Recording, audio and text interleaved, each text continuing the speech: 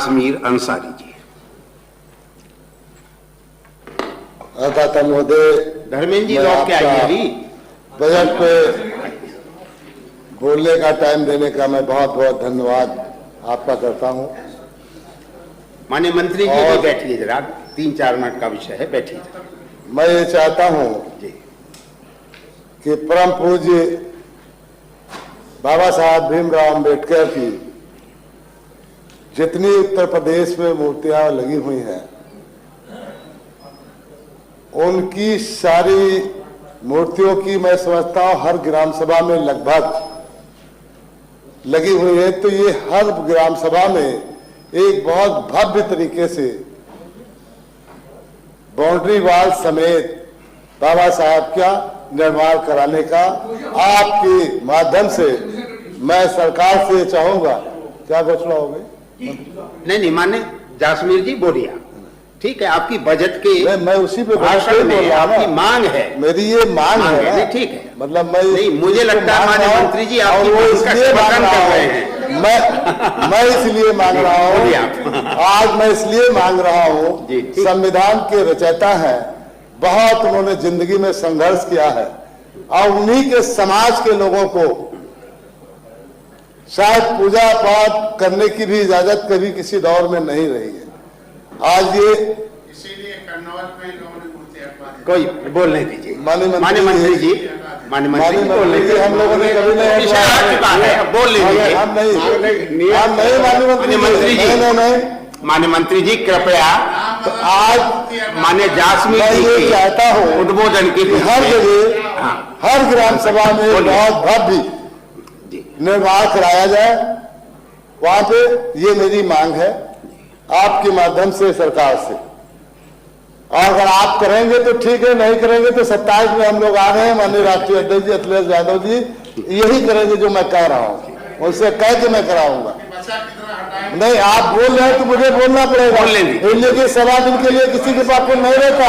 कितनी देर में आप इधर से इधर आ जाएंगे, हम इधर चले जाएंगे, ऊपर वाले पे छोड़िए। कुछ सुनने की आदत डालिए आप लोग। आप लोगों को कुछ नहीं दिख रहा है। माने जासमीर जी आप सुनने की भी आदत डालिए।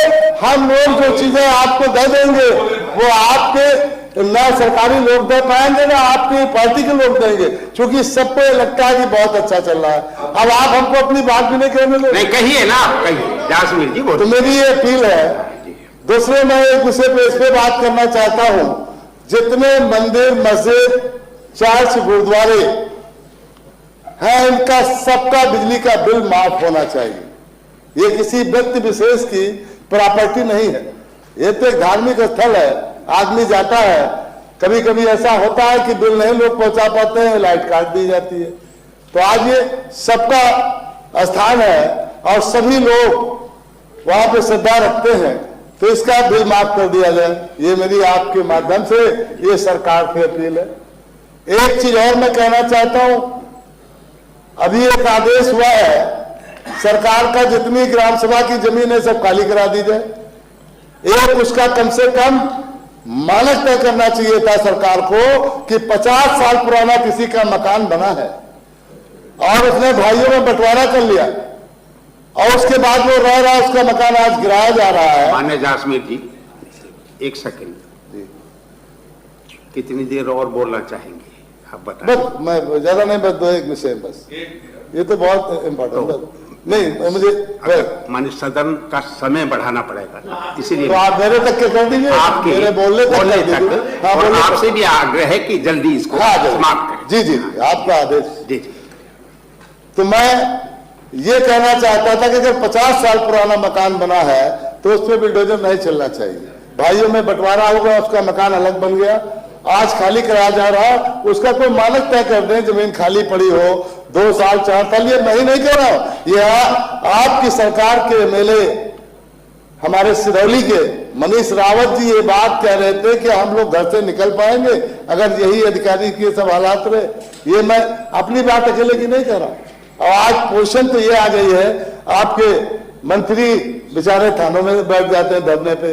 आपको ये लग रहा है ना, अच्छा आपके भी विधायक हमारे वहां सेवता के वो बैठ गए थाने के अंदर, हमारे मंत्री सुरेश राही जी वो जाके बिजली दफ्तर में बैठ गए। ये मैं अपने जिले की बात बता रहा हूँ, जनपद सीतापुर की। ये सुनने के लिए इसलिए मैं कह रहा हूँ, इसको सुनिए, आपकी जानकारी में हो, क्योंकि आज उस सदन में बैठे लोगों को भी जनता के बीच में जाना है, हमको आपको अभी नहीं जाना है। हम आप तो यहाँ पे आए हैं सिलेक्ट होके, अभी उनको इलेक्ट होना है। तो आप लोग थोड़ा सुना कीजिए ना, कोई बात हम ऐसी तो नहीं कह रहे जो हमारी बोलिए आप, बोलिए। गलत हो। तो मैं ये चाहता हूं कि उसमें भी थोड़ा संशोधन हो। जो जमीनें खाली पड़ी हैं उनको आप जरूर लीजिए, अपना कुछ भी बनाना चाहे उस पर बनाए, लेकिन जिनके 50 साल पुराने मकान बने हैं उनको ना गिराया जाए। ये मेरी सरकार से अपील है और गुजारिश है। और ये मैं इसलिए कह रहा हूं, मेरे जहन में आ रहा है कि 27 में जब माननीय राष्ट्रीय अध्यक्ष जी में अखिलेश यादव बनेंगे तो इसका हम नियम और कानून भी बना के ले देंगे और गरीबों को इनको पट्टा करके वो मकान देने का भी हम काम करेंगे, उसी के हिसाब से हम कानून भी बनवाएंगे। यह हम अपनी सोच है हमारी। दूसरे मैं अपने एक क्षेत्र की बड़ी समस्या है, हमारे नगर पंचायत पैंतेपुर पड़ता है हमारे जनपद सीतापुर में, उसमें हमारे वहां कोई रोडवेज गाड़ी की व्यवस्था नहीं जाने आने की, तो उसकी कनेक्टिविटी जुड़वा दी जाए, ये मेरी अपील है। एक रोड से हम रोज घर जाते हैं दाता महोदय, उस पर 2 क्रॉसिंग पड़ती है। अभी जो ये आपका हाईवे है सीतापुर रोड, इसके ऊपर अभी करीब 8-10 लोग एक साथ खत्म हो गए थे चौराहे पे, मछरेटा चौराहे पे। तो मैं चाहता हूं इसका एक दोनों जगह ये क्रॉसिंग के लिए, क्योंकि आपकी भारत सरकार का ये शायद आदेश भी है कि जितनी क्रॉसिंग है उनको खत्म किया जाएगा, तो उसमें फ्लाईओवर बनाने का मैं अपनी मांग रखता हूं आपके माध्यम से सरकार से कि उसको भी करा दे। रोज वहां पे जाम लगती है, रोज घटनाएं घटती हैं, ये मेरी अपील और गुजारिश है।